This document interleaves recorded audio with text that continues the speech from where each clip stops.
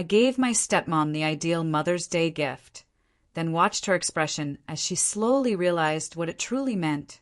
What if the people you trust most are secretly poisoning your mother and stealing your inheritance?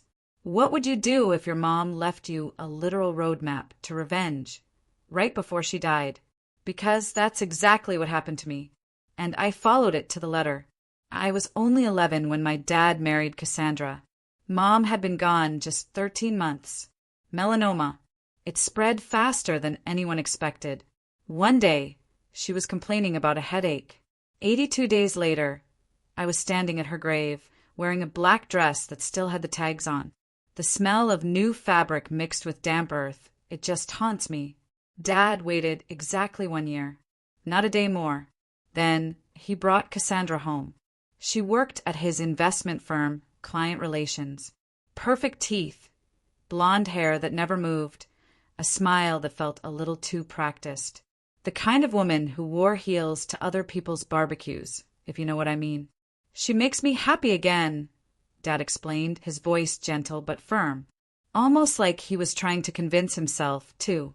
I need you to try, Emily. So I tried. I really did. I helped Cassandra move in, carrying boxes of designer shoes to the closet where Mom's gardening clothes used to hang.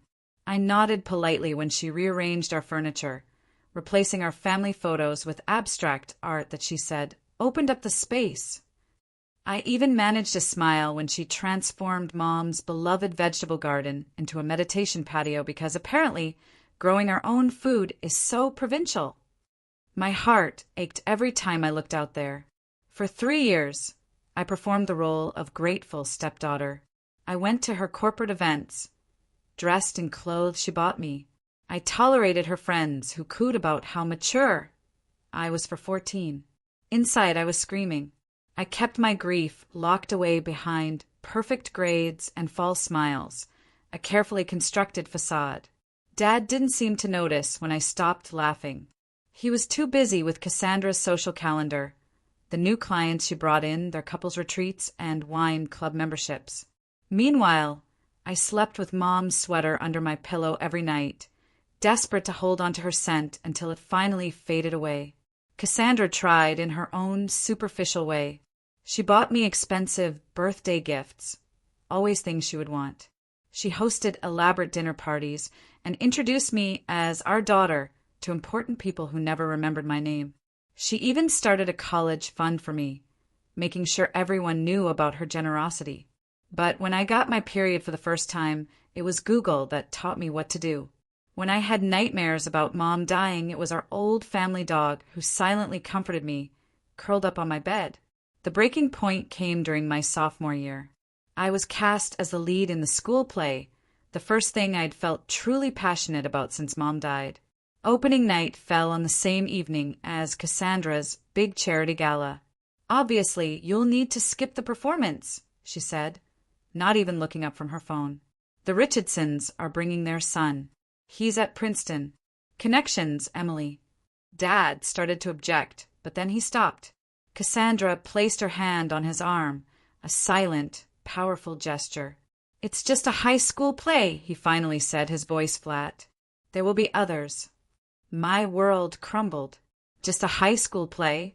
It felt like everything. I went to my room, my chest tight with a familiar ache. I pulled out the antique jewelry box Mom had left me. Inside was her wedding ring, a tiny lock of my baby hair, and a journal I'd never dared to open, too afraid of confronting her final thoughts. That night, through blurring tears, I read it cover to cover. Most of it was what you'd expect. Her hopes for my future, cherished memories, advice she wouldn't be able to give in person. But the last entry, dated just 2 weeks before she died, was chillingly different. If you're reading this, Emily, I need you to know about the safe deposit box. The key is taped inside this cover. What you find there will change everything. I'm so sorry. My hands were shaking so hard I almost dropped it. The key was small, silver, with the bank's name etched into it. The next day, I skipped school. I went straight to First National. The manager recognized me immediately. Mom's family had banked there for generations. "Your mother said you'd come eventually," he said, leading me to the vault as if this was all perfectly normal. Inside the box was a USB drive, several folders of documents, and a letter addressed to me in Mom's beautiful, familiar handwriting. "My dearest Emily," it began. "By now, Cassandra has probably worked her way into your lives completely." I read the entire letter twice, my hand still trembling uncontrollably. Mom had discovered Dad's affair with Cassandra 6 months before her diagnosis. She'd hired a private investigator who documented everything. Hotel receipts, text messages, photos of them together while Mom was picking me up from soccer practice. The investigator's report was meticulous, spanning months. There were photographs of Dad and Cassandra entering hotels in 3 different cities. Screenshots of text messages that made my stomach turn. "She's taking Emily to her mother's this weekend. Come over." Another one. "Can you imagine when we don't have to hide anymore?" And then the one that made my blood run cold. "Sometimes I wish she would just disappear." That last one was from Dad. Sent 4 months before Mom got sick. I flipped through credit card statements showing dinners at restaurants I'd never heard of, on nights when Dad claimed to be working late. Gift receipts for jewelry that never made it to Mom's dresser. A lease agreement for an apartment downtown that definitely wasn't in our family records. But there was more. So much more. The files contained financial records showing that Dad and Cassandra had been systematically transferring funds from Mom's family trust, money meant for me, into offshore accounts. They'd been planning this for years, waiting for the right moment. Mom's family had built one of the city's largest investment firms over 3 generations. When she married Dad, he was just a promising advisor with ambition. She'd brought him into the company, mentored him, helped him rise to partner. The trust was her family's legacy, and I was supposed to be its future. I found detailed spreadsheets tracking millions diverted through shell companies, fake client accounts, and manipulated investments. The money moved through a dozen countries before disappearing into numbered accounts. Dad's signature was on every critical document, Cassandra's on most. And then the worst part, medical records suggesting Mom's unexpected decline might not have been so unexpected. Strange test results, unusual prescriptions, toxicology reports she'd commissioned privately when she became suspicious. I started feeling wrong after our anniversary dinner, Mom wrote. Just tired at first, then increasingly ill. The doctors couldn't explain my symptoms. When I began keeping track, I noticed I only felt this way after meals. That Thomas prepared specially for me.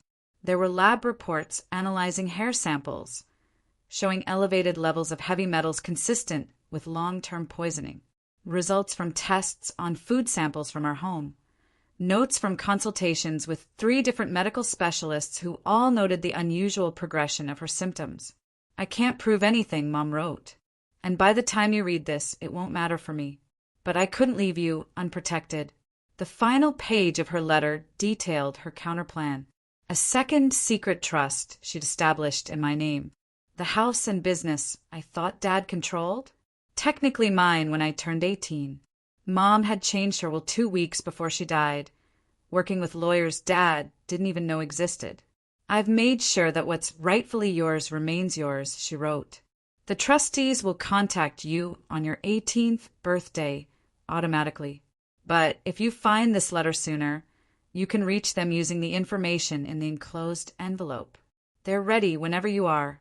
I sat in the bank's private room for hours, absorbing everything. When I finally emerged, I was different. The grief and confusion that had defined me for 3 years had crystallized into something harder, something focused. I didn't confront Dad immediately. I didn't run away or call the police. I did something far more frightening. I became the perfect daughter. For the next 2 years, I performed flawlessly. I excelled in school, joined the clubs Cassandra suggested, attended every mind-numbing corporate function. I wore the right clothes, said the right things, and never, ever let them see what I knew. At night, in my room, I meticulously documented their ongoing schemes. Each time Dad mentioned a difficult client or complex investment strategy at dinner, I researched the companies involved, tracking the money through their labyrinth of fake entities. I created my own spreadsheets, building on Mom's work. My bedroom became my command center. I installed a hidden safe behind my bookshelf where I kept copies of everything. I recorded conversations at family dinners, business discussions they had when they thought I wasn't listening. I photographed documents Dad brought home and carelessly left on his desk, trusting that his 16-year-old daughter would never understand their significance. 6 months after finding Mom's letter, I felt ready. I contacted her trustees. The envelope contained 3 business cards, a forensic accountant, a lawyer specializing in financial crimes, and a retired judge who had been Mom's father's closest friend. I met them at the judge's home on a Saturday, telling Dad and Cassandra I was at debate team practice. I'd told them everything over the phone, but seeing their faces as they reviewed the actual evidence was different. The accountant closed his eyes briefly when he saw the extent of the fraud. The lawyer swore under her breath. The judge looked at me with a mix of sadness and cold anger. "Your mother was one of the finest people I've ever known," he said. "What do you want to do, Emily?" I had spent months considering my options. I could have exposed everything immediately, sending Dad and Cassandra to prison. I could have run away, waiting until I turned 18 to claim my inheritance. I could have confronted them, forcing a painful reckoning. Instead, I chose the path Mom had started, methodical, precise justice. "I want to learn everything," I told them, "about the business, about finance and law, and how to run a company. I want to be ready when I take it all back." The judge nodded, unsurprised. "Your mother said you'd say that. She left instructions for us if you chose this path." For the next 18 months, I lived a double life. At home and school, I was the perfect, accomplished daughter that Cassandra could brag about at parties. But 3 evenings a week, I slipped away to study groups and volunteer work that were actually intensive training sessions with my secret team. The forensic accountant taught me how to read financial statements, detect fraud, and understand the complex web of transactions that kept the family business running. The lawyer educated me on corporate law, contracts, and the specific legal frameworks that would eventually allow me to seize control. The judge introduced me to his contacts in banking, investment, and regulatory bodies, people who had respected Mom and were disgusted by what had happened to her company. Meanwhile, I worked with Mom's lawyers, preparing everything: the trust, the evidence, the plan. I graduated high school at 16, a year early. Dad and Cassandra were thrilled. Their prodigy, heading to Yale early with a full scholarship.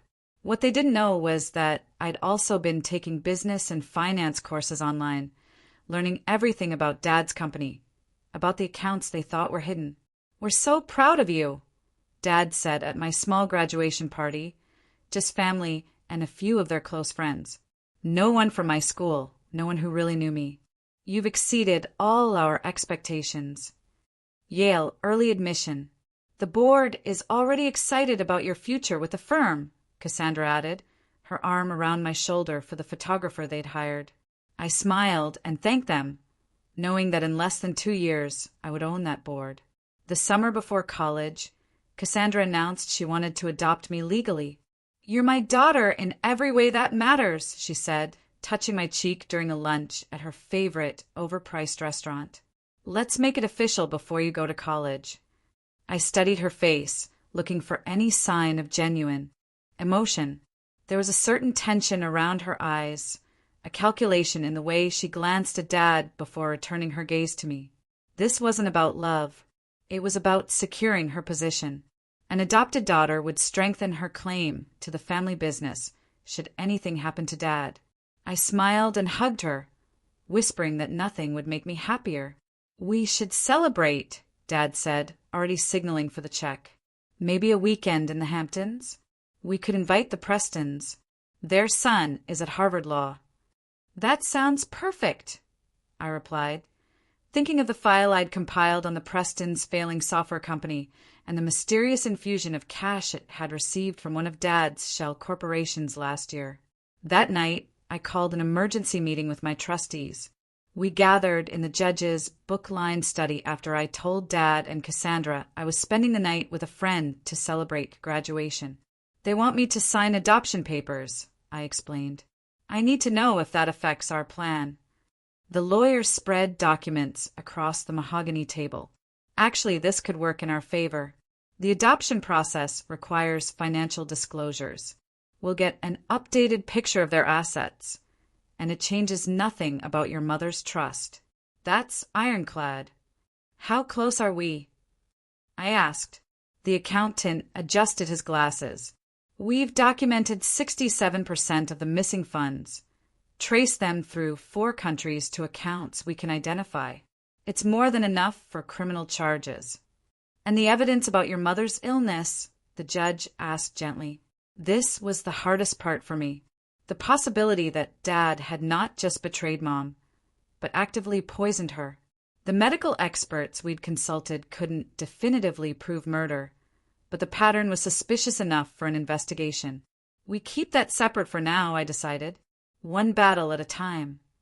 As I prepared to leave, the judge handed me a small wrapped package. Your mother left this with specific instructions to be given to you when you were ready to move forward. Inside was a vintage Mont Blanc pen that had belonged to my grandfather. She used this to sign her first major acquisition, the judge explained. Said she wanted you to have it when you were ready to take back what's yours. I carried that pen with me everywhere after that night. A talisman, a promise. 2 weeks later, Mother's Day arrived. Cassandra had always made a big production of it. Expensive brunches, professional photographers to document her mother-daughter bond for social media. This year, she'd planned a garden party for 30 of their closest friends. The adoption announcement would be the centerpiece. I spent the week before carefully preparing my gift, working late into the night in my room, compiling documents, organizing evidence, crafting the perfect presentation. The irony wasn't lost on me. This was the most thoughtful gift I'd ever created for her. The morning of the party dawned sunny and mild. Perfect weather for Cassandra's carefully orchestrated event. The caterers arrived at 7, followed by florists, event planners, and a small army of staff, transforming our backyard into an elegant venue that looked nothing like the wild garden Mom had loved. I found Cassandra in her dressing room, surrounded by rejected outfit options. "What do you think?" she asked, holding up 2 nearly identical cream-colored dresses. "The Dior or the Chanel?" "The Chanel," I said, noticing how she immediately set aside the Dior I'd selected. "I have something special for you," I told her, handing her an elegantly wrapped box with a silver bow. "Oh, you didn't have to," she said, her surprise seeming almost genuine. We both knew I'd never given her a Mother's Day gift before. I wanted to, for today's announcement. She set the box aside. "I'll open it later during the party. More special that way." "I'd rather you open it now," I insisted. "It's personal." Something in my tone made her pause. She studied my face, then reached for the box. Inside was a custom-bound book. On the cover, embossed in gold, read, "A Daughter's Gratitude." "Oh, Emily," she breathed, clearly expecting collection of sentimental photos and tributes. Her hands trembled slightly as she opened it. The first page showed a picture of Mom, smiling from before she got sick. "What is this?" she asked, her voice tight. "Keep going," I said gently. "It gets better." Page by page, the book told the story Mom had left me. Hotel receipts, bank statements, medical reports, each carefully annotated in my neat handwriting. I watched her face transform as she turned each page. Confusion giving way to shock, then anger, then fear. By the time she reached the section on the diverted trust funds, her makeup had started to run from the sweat beading on her forehead. "This is absurd," she whispered, but kept turning pages, unable to stop. In the final section, details of the restructured trust, the legal proceedings already in motion, and the meeting scheduled tomorrow with FBI's Financial Crimes Division. "Those offshore accounts you and Dad set up," I said conversationally, perching on the edge of her vanity. They're not as untraceable as you thought. Did you know that 17 countries have signed new banking transparency agreements in the last 5 years?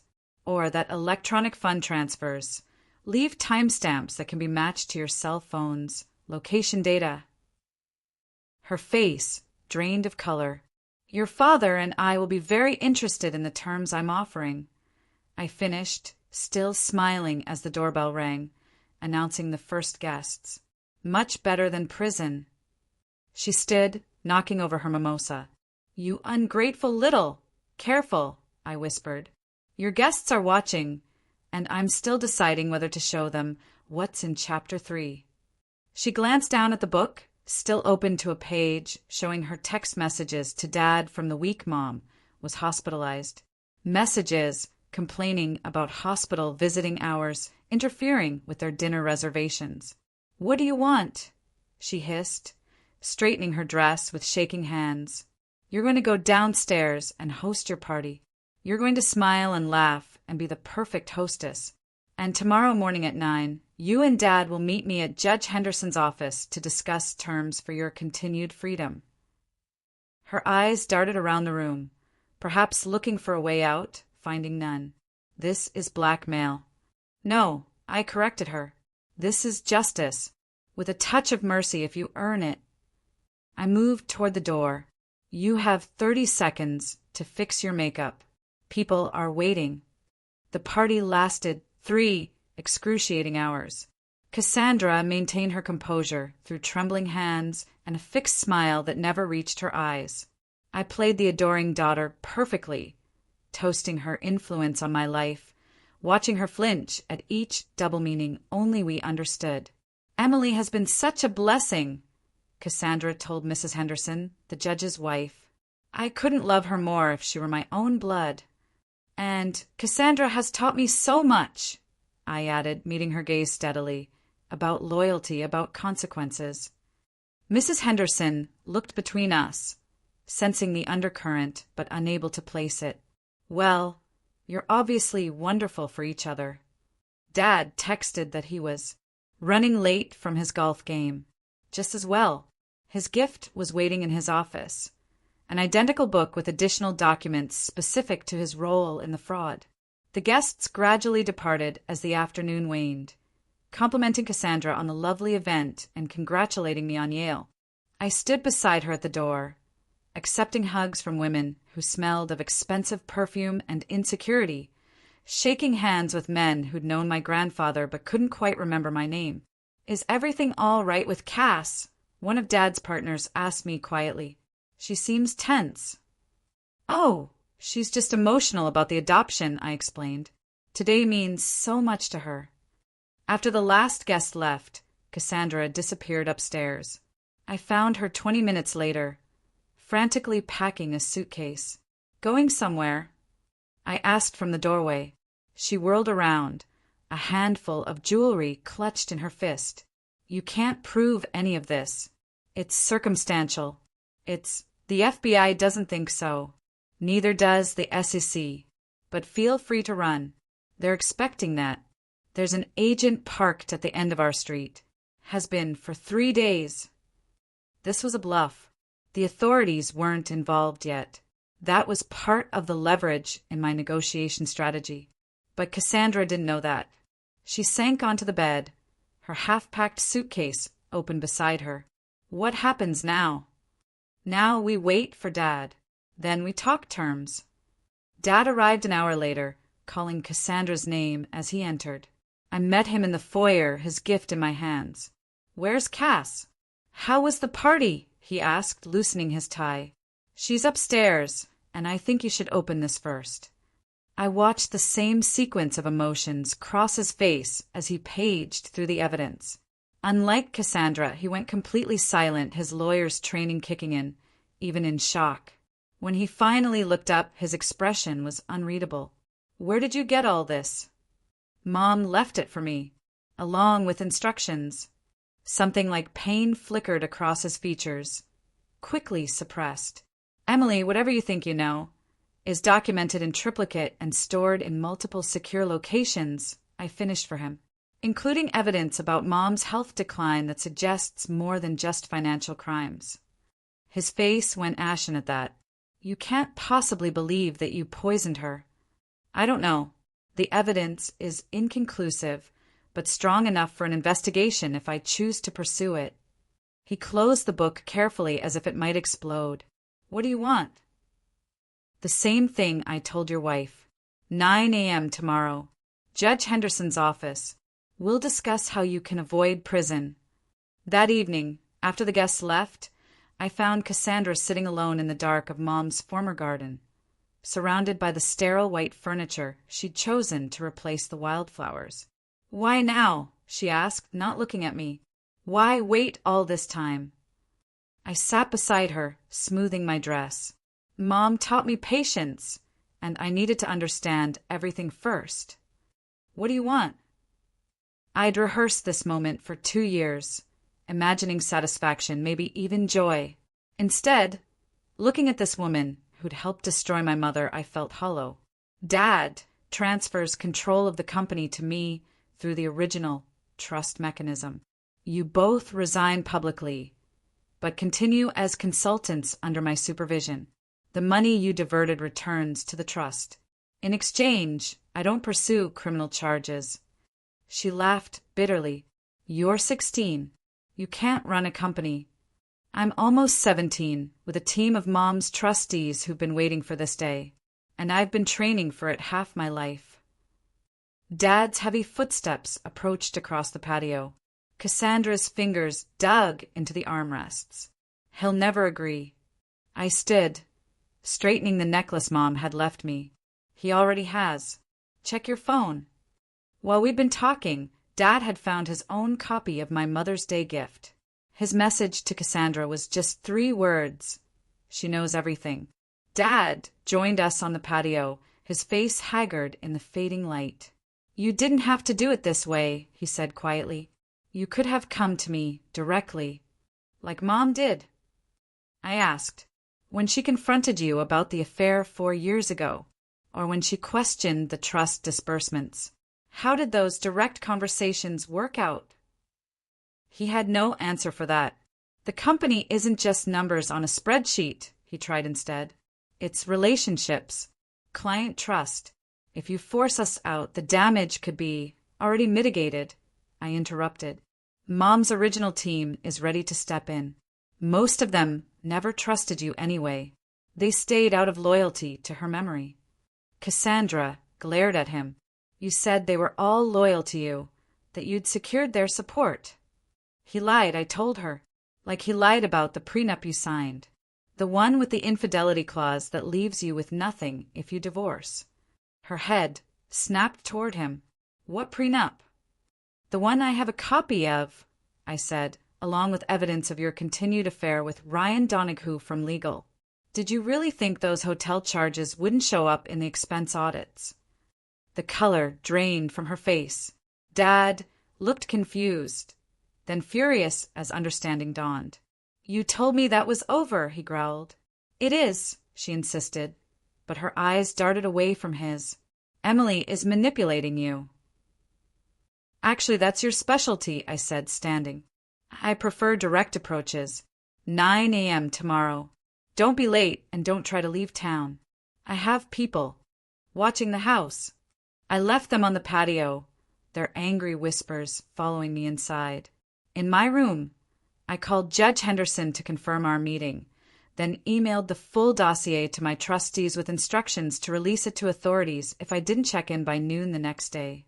Sleep didn't come easily that night. I lay awake listening to their muffled arguments down the hall, the occasional sound of something breaking, a door slamming. Around 3 a.m, I heard a car start and drive away. By dawn, the house was silent. I dressed carefully for the meeting. A conservative suit Mom had bought me for my first academic competition. Her pearl earrings, minimal makeup. Professional, serious, older than my years. When I came downstairs, I found Dad alone at the kitchen island, staring into a coffee cup, still wearing yesterday's clothes. Where's Cassandra? I asked, though I already suspected. Gone, he said flatly. Took her jewelry and her car, left her phone so she couldn't be tracked. I'd anticipated this contingency. That complicates things but doesn't change them. She's not the primary stakeholder anyway. He looked up, his eyes red-rimmed and hollow. You look like her, he said unexpectedly. Your mother, when she was fighting for something. The comparison both warmed and pained me. We should go. The judge doesn't like tardiness. The meeting was brief but comprehensive. Dad, stripped of his usual confidence, signed every document placed before him. Power of attorney, transfer of voting rights, resignation letter. Judge Henderson guided him through each step, his voice neutral, but his eyes cold. You understand that these terms are conditional on your cooperation with the financial recovery team. Any attempt to conceal assets or obstruct the process will trigger the criminal complaints we've prepared. Dad nodded mechanically, and the company announcement will follow the script provided, citing family succession planning and a desire to honor Catherine's legacy as reasons for the transition. Another nod. Sign here and here. Initial these pages. When it was done, Judge Henderson slid a final document across the table. This stipulates that you will not contact Emily directly except through approved channels until she turns 18. All communication goes through my office or the trustees. Dad's head snapped up. What? That's my daughter. Sign it, I said quietly, or I release the medical evidence. His hand shook as he signed the paper. When he set down the pen, Mom's Mont Blanc that I'd brought specifically for this purpose. His shoulders slumped with a finality that made him look suddenly old. Can I at least explain? He asked, his voice barely audible. I've read all your explanations, I replied. In your emails to Cassandra, in the memos justifying the transfers, in the statement you prepared for the board last year, evaluating me as a potential future figurehead with limited actual authority. I think I understand perfectly. Judge Henderson ended the meeting, informing Dad that a car was waiting to take him to a hotel. He would be permitted to return to the house next week to collect personal belongings under supervision. As Dad stood to leave, he paused beside my chair. Your mother would be proud, he said, and I couldn't tell if he meant it as a compliment or an accusation. I know, I answered simply. 2 months later, I sat at the head of the conference table in what had been Dad's office. The company transition had been announced as a family succession plan, celebrated with press releases about the youngest female CEO in the industry. Dad remained as a figurehead, controlled by ironclad contracts that monitored his every financial move. He'd kept the house, his social standing, and avoided prison. In return, I received what was rightfully mine, plus his complete submission to quarterly reviews where I examined every aspect of his professional life. The trustees formed my executive team, guiding me through the countless decisions required to stabilize the company after years of Dad's manipulation. I deferred Yale for a year, focusing instead on practical business education at the firm. Cassandra resurfaced in Miami 3 weeks after she fled. The FBI picked her up trying to access one of the offshore accounts we'd flagged. She spent 2 nights in jail before Dad's lawyers negotiated her release in exchange for her full cooperation. She returned to Connecticut under strict monitoring, living in a company-owned condo and working as a client liaison with severely limited authority. The prenup I'd mentioned proved prophetic. Dad filed for divorce, citing abandonment and infidelity, leaving her with only what the separation agreement we'd crafted allowed. She fought it initially, threatening to expose the company's fraud until my lawyers reminded her that she'd be the first target of any investigation. It wasn't justice for Mom. Nothing could be. But it was the beginning of something she'd wanted for me. Control of my own future. Protection of the legacy she'd built. Accountability for those who had betrayed her. The search for definitive proof about Mom's illness continued quietly. I hired specialists to re-examine tissue, samples the hospital had preserved. Ordered new tests on items from her vanity that I'd kept untouched. Interviewed medical staff who had treated her. The The results remained frustratingly inconclusive. Suspicious patterns, but no smoking gun. Dad maintained his innocence on that front, even in private meetings with his attorneys where he admitted to everything else. The cancer was real, he insisted. I never touched her medication, never altered her food. I wanted her gone. Yes, I'm guilty of wishing her dead, but not of making it happen. I didn't know whether to believe him. Part of me needed him to be guilty of everything, a complete monster whose destruction I could pursue without reservation. Another part desperately wanted this one line to remain uncrossed, preserving some tiny fragment of the father I'd once loved. The company flourished under new management. We unwound Dad's complicated schemes, recovered most of the diverted funds, rebuilt client relationships damaged by his shortcuts. I worked 16-hour days, sleeping on the office couch more often than at home. Home! The house no longer felt like one. I sold it 6 months after taking control, moving into a downtown apartment within walking distance of the office. Dad relocated to a smaller house in the suburbs, stripped of his country club memberships and most of his social circle when the carefully worded but transparent company statement made it clear he'd been forced out. Last week, I visited Mom's grave for the first time since reading her letter. I did what you asked, I told her, placing wildflowers against the stone. The company is safe. Your legacy is protected. I wish you could see it. As I turned to leave, I noticed a familiar figure watching from a distance. Cassandra, clutching a small bouquet of her own. Our eyes met across the cemetery. She didn't approach, but nodded once before walking away. Some lessons take years to teach. Some gifts keep giving long after they're opened. Every Mother's Day since then, I send Cassandra the same thing, a single photograph of Mom smiling in her garden, with a note that reads, "Thinking of you today." She never responds, but I know she understands. It's the only language we have left. Now, I've shared my story, but I'm curious.